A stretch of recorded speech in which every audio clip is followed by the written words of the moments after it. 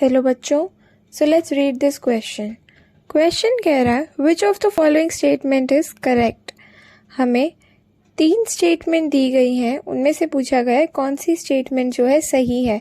4th option है all of these. तो 1 bye 1 statement पढ़ते हैं और देखते हैं। पहली स्टेटमेंट है electron gain enthalpy may be positive for some elements, यानी बोल रहा है इलेक्ट्रॉन गेन एंथैल्पी जो है वो पॉजिटिव भी हो सकती है। बाय डेफिनेशन अगर हम देखें तो इलेक्ट्रॉन गेन एंथैल्पी होती है एनर्जी रिलीज्ड जब हम एक इलेक्ट्रॉन को ऐड कराते हैं आइसोलेटेड गैसियस एटम में। तो बाय डेफिनेशन अगर हम देखें तो डेफिनेशन तो कहती है कि एनर्जी रिलीज होती है, यानी इट शुड बी नेगेटिव। लेकिन कुछ केसेस में इलेक्ट्रॉन गेन एंथैल्पी पॉजिटिव भी होती है। For example in case of noble gases. Noble gases में जब इलेक्ट्रॉन ऐड कराते हैं तो स्टेबिलिटी जो है बहुत ही कम हो जाती है, यानी ये प्रोसेस कराने के लिए बाहर से ही एनर्जी देनी पड़ती है एक नोबल गैस में इलेक्ट्रॉन ऐड कराने के लिए।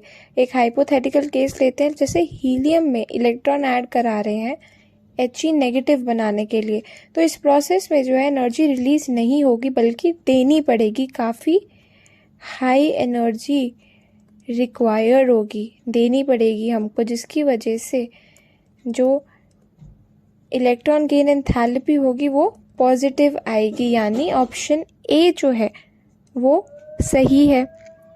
अब नेक्स्ट ऑप्शन देखते हैं। ऑप्शन बी कह रहा है second electron gain enthalpy always remains positive for all the elements. So जो सेकंड इलेक्ट्रॉन गेन एंथैल्पी होती है, यानी एक पहले हमने ए में इलेक्ट्रॉन ऐड करा के ए नेगेटिव बनाया और अब ए नेगेटिव में इलेक्ट्रॉन ऐड करा के A-2 बना रहे हैं, यानी वो बोल रहा है ये वाली जो प्रोसेस होगी इसकी जो इलेक्ट्रॉन गेन एंथैल्पी होगी वो हमेशा पॉजिटिव होगी सबके लिए। तो ये ऑप्शन भी सही है, क्योंकि हम electron second electron gain enthalpy में जो हम इलेक्ट्रॉन ऐड कर रहे हैं वो एक एनायन में कर रहे हैं, यानी एक एनायन एक नेगेटिव स्पीशी में एक इलेक्ट्रॉन जो कि एक और नेगेटिव स्पीशी है वो ऐड कर रहे हैं। तो क्या होता है, इलेक्ट्रॉन रिपल्शन क्रिएट होता है।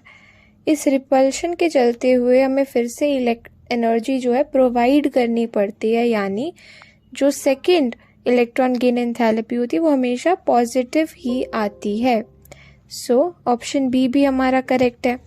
ऑप्शन सी की बात करें तो ऑप्शन सी कह रहा है, यहाँ लिखते हैं ऑप्शन सी थर्ड ऑप्शन कह रहा है कि delta electron gain enthalpy of potassium is equals to potassium plus is equals to negative of ionization enthalpy of potassium. अगर हम देखें पोटेशियम जब पोटेशियम प्लस बनाता है एक इलेक्ट्रॉन निकाल के तो उसे बोला जाता है आयनाइजेशन एंथैल्पी, जो कि पॉजिटिव होती है, यानी ये करने इलेक्ट्रॉन निकालने के लिए हमें एनर्जी देनी पड़ती है। अगर हम देखें K+ को, K+ में इलेक्ट्रॉन ऐड करेंगे तो बनेगा पोटेशियम, यानी जो इलेक्ट्रॉन गेन एंथैल्पी है K+ की वो एक नेगेटिव टर्म है। इस प्रोसेस में एनर्जी जो है रिलीज होती है। तो हम क्या कह सकते हैं, हम ये कह सकते हैं कि जो डेल्टा EgH है नेगेटिव है और आयनाइजेशन एनर्जी जो है वो पॉजिटिव है। एंथैल्पी है K+ की और आयनाइजेशन कर रहे हैं हम पोटेशियम का, यानी इसको रीराइट करें तो कुछ इस तरीके से is equals to negative of ionization enthalpy of potassium, कुछ इस तरीके से हम इसको लिख सकते हैं, यानी जो ऑप्शन सी है वो भी करेक्ट है। So the correct answer of this question is option D all of these. I hope सबको ये सोल्यूशन समझ में आया होगा। Thank you very much and all the best.